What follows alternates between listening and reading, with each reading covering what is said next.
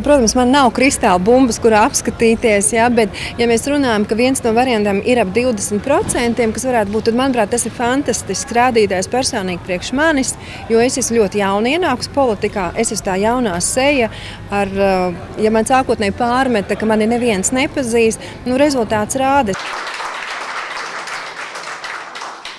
Es gribēju pateikt dažas lietas.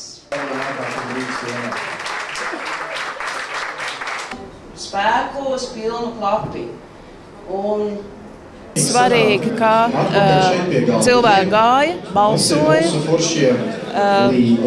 vēlēšanu rezultāti ir tādi, kādi tie ir. Cilvēki ir izvēlējušies stabilitāti, nevis pārmaiņas. Arī tas ir saprotams. Tai pašā laikā Saskaņas centram un gods kalpot Rīgai izskatās, ka būs pa 4 vietām apmēram mazāk kā līdz šim. Un es domāju, ka viņiem nāksies nopietnāk rēķināties ar opozīciju, un mēs kopā ar Nacionālo apvienību esam gatavi nopietni strādāt opozīcijā.